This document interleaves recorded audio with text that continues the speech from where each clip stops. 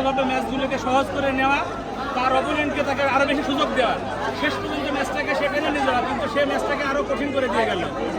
অনেক বল খেয়ে সে ম্যাচটাকে কঠিন করে দিয়ে গেছে, একজন ক্যাপ্টেনের কাছে এটা আশা করা যায় না কখনো।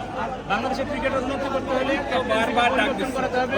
আগামী বিশ্বকাপ যদি ভালো করতে চাই, দলটাকে আবার ভালো মতো ভেঙে সাজাতে হবে। রাজনীতি নানাটা সবচেয়ে বেটার, সবার মানসিকতা সেইভাবে পরিবর্তন করে বাংলাদেশের জন্য খেলতে হবে, এককভাবে কারোর জন্য না। বাংলাদেশের এই ম্যাচটা অত্যন্ত সহজ ছিল।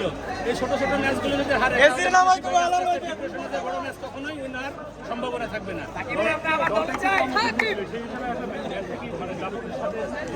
এই ম্যাচটা 45 ওভারে শেষ করা উচিত ছিল, তবে বাংলাদেশের কনফিডেন্স লেভেলটা আরো বাড়তো। বরং যে অবস্থানে আজকে বাংলাদেশ শেষ করলো, আগামী ম্যাচগুলো বের করা আরো কঠিন হয়ে যাবে।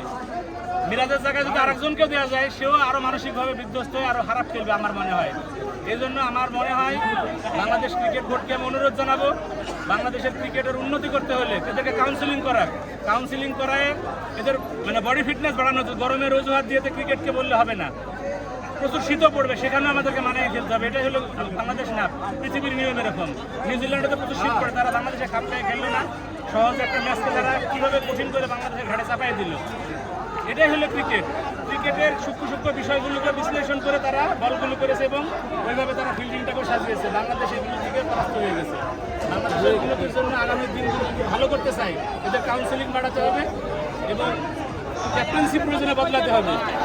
আমি তামিম ইকবাল সাহেবকে অনুরোধ জানাবো, বাংলাদেশে পুরো পক্ষপাতমূলক দৃষ্টি না দেখে যে যেখানে পজিশনে ভালো খেলার যোগ্যতা রাখে তাকে সেই পজিশনে খেলানো উচিত। ধন্যবাদ।